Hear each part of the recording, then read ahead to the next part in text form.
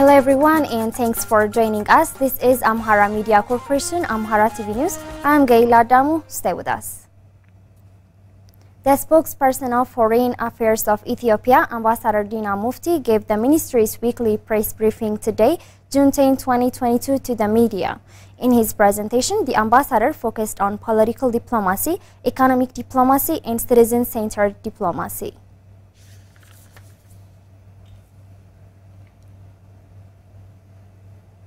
Prime Minister Abiy Ahmed said that the government of Ethiopia is committed to work together with Somalia in a more robust relationship to achieve a better future for the people and to determine mutual destiny together. Brown Workana reports.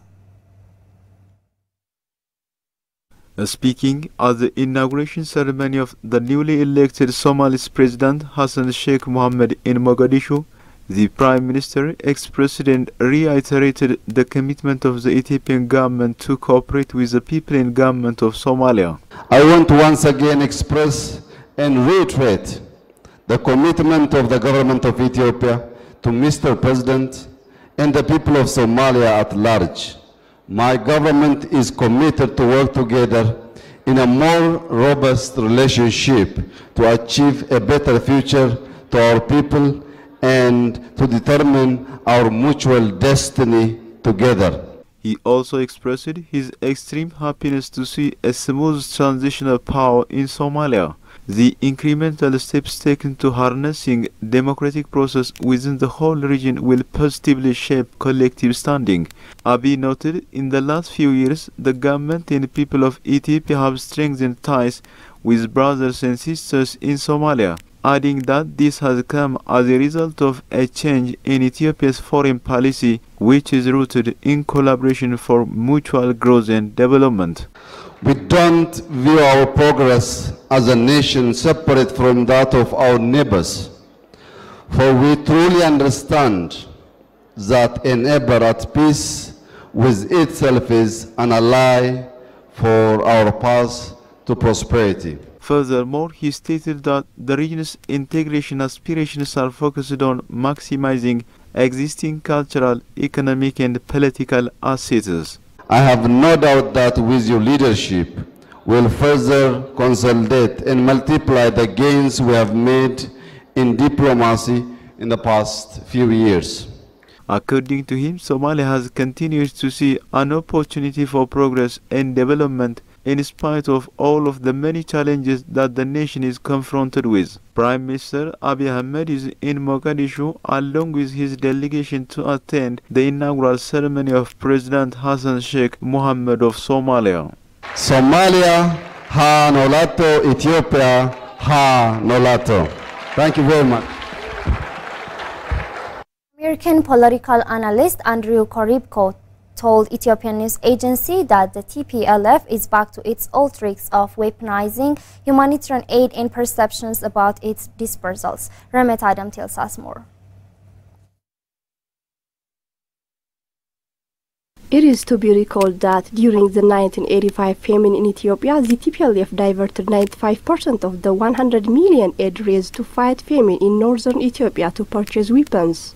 Aware of its past and present evil deeds, several observers have been expressing concern that the aid being supplied is not reaching the targeted people in the region. The analyst elaborated that the group is working hand in hand with its foreign supporters and some international mainstream media in order to precondition the international public into accepting its possibly forthcoming attacks on the false pretext that they are needed in order to open up aid corridors. Speaking about the commitment of the government of Ethiopia in facilitating humanitarian aid to the region, Koribko said the government is doing its utmost to help the people of Tigray and always has been. Nevertheless, its noble efforts have not received much international attention. The government has been taking various measures to expedite the provision of humanitarian aid to people in need in the Tigray region. On the contrary, the TPLF group has been obstructing humanitarian aid flow to the region and diverting food to its fighters. That's because some foreign countries and the mainstream media. The American analyst added that the TPLF hope to continue manipulating the international audience in order to keep putting pressure on the government. He therefore suggested that humanitarian agencies follow the laws of the land in which they operate, which in this case means that they must not carry out supervised acts against the national government by secretly resupplying an officially designated terrorist group ahead of its feared offensive sometime later this year. Prime Minister's Office Press Secretary Bilen Siyum said that TPLF appears to be making preparations for another offense during the coming farming season. Food and non-food items are not reaching the needy, as well as it continues to forcefully conscript people into its forces. According to the National Risk Management Commission, the government of Ethiopia is working in close collaboration with international and national humanitarian organizations to effectively support people affected by disasters in the country. Ababa Burhani has the details. National Risk Management Commission Commissioner Mitiku Kasa told Ethiopian News Agency that the government has been working with around 10 clusters organized under multilateral, bilateral and international as well as local NGOs. According to him, the international organizations have strong relationship with the government of Ethiopia because of different coordination systems. However, he stated that there is a huge gap to be filled by the international community and the government is working strongly with partners to bring in more resources to meet the need. The commissioner revealed that the highest percentage share of food and non-food supply is being provided by the government of Ethiopia and its people. Mitiku said that more than 20 million Ethiopians affected by man-made and natural calamities have been receiving humanitarian aid across Ethiopia, adding that 60% of the total relief assistance has so been covered by the government and the remaining by donor organizations. This huge gap that needs to be filled by the international community, so that the government is strongly working with the partners to discuss thoroughly the gaps and to bring more resources in order to fill the gap. If you take in some regional states, now we are forced to reduce the ration size from 50 kg to 10 kg, so that it has negative implication from the beneficiary side. The commissioner underscored that despite the strong relationship among all partners at multilateral, bilateral, international and local NGOs, there are many constraints regarding resources mobilization as there is huge demand for humanitarian assistance. Mitiku urged the international community to step up humanitarian support to Ethiopia by understanding the context and its geographic location in the Horn of Africa, which is frequently affected by La Nina, El Nino and various other disasters. Ethiopia, in the meantime, needs to diversify its existing resource mobilization strategy to speed up humanitarian response. We need to diverse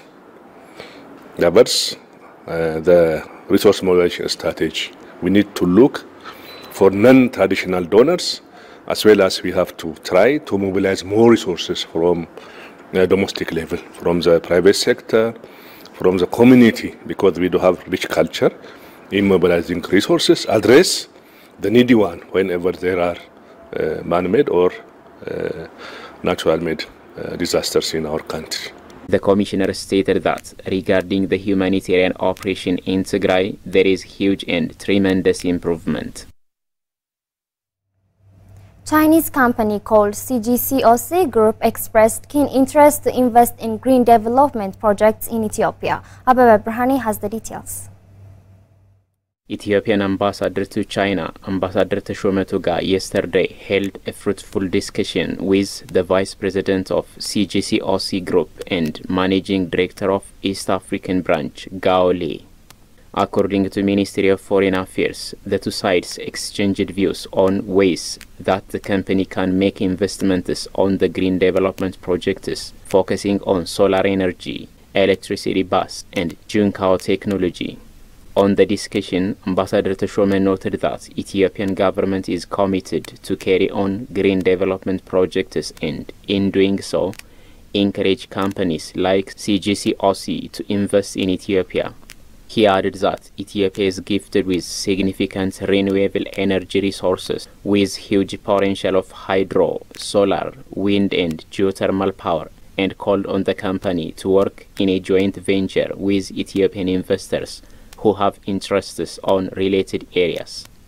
The ambassador stated that Ethiopia, as the home of largest livestock population in Africa, the embassy will provide the necessary support to CGCOC to realize Junkao technology, which is a reputable project that works mainly on animal fodder and mushroom productions. CGCOC Group Managing Director Gaole on his part said that his country is an international enterprise with businesses covering over many countries around the world. According to the Managing Director, as Ethiopia prioritized working on green development projects, the company presented 3 new matching projects in the area. He underscored that the company is committed to execute those projects by working together with Ethiopian local businesses. Ambassador of Norway to Ethiopia, Meret Lundemo, said that Ethiopia is a strong partner in promoting global health and a solid bilateral partnership. Fukradi Zaudu has the details. Addressing the 5th Conference on Ethiopia and Norway collaboration on health and higher education yesterday, Lundemo said Norway is committed to Sustainable Development Goal 3 to improve health internationally. Here in Ethiopia, the collaboration started a long time ago, just after the Second World War, with the missionaries' work in many places in the country. And more than 50 years ago, in 1969, Armor Hanssen's Research Institute was established with support from Norway and Sweden. Cooperation grew, and today, close to 40 institutions in Ethiopia and Norway work together. They exchange staff, training, research, and resources. These partnerships focus on a range of important themes around ethics in health practice and research, gender, trauma care, non-communicable and communicable diseases. Citing that the cooperation has been growing over the years, she said many institutions in Ethiopia and Norway work together as the training and research among the areas of cooperation. Ethiopia is a strong partner in promoting global health and also a solid bilateral partner with institutions, civil society, and private actors that engage in cooperation.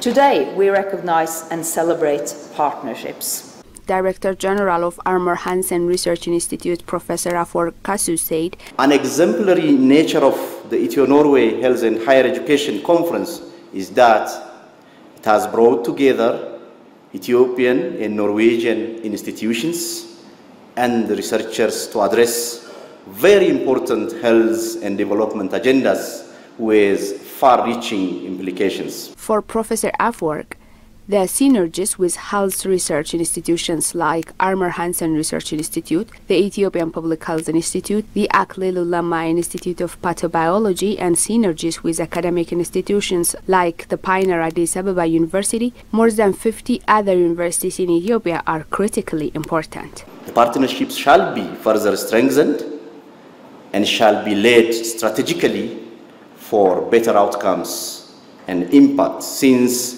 the synergistic moves will have diverse and cross-cutting implications for holistic national growth and development, as they involve both the public and the private sector and are aimed to create jobs, bring quality and competitiveness of products and services, which are amongst the pillars of our national vision of becoming a middle-income country. The 5th conference held yesterday focused on the key areas including ethics in public health care, gender in public health, trauma care, and non-communicable diseases and communicable diseases. This is Amhara Media Corporation, Amhara TV News, and now let's take a look at the foreign exchange rate.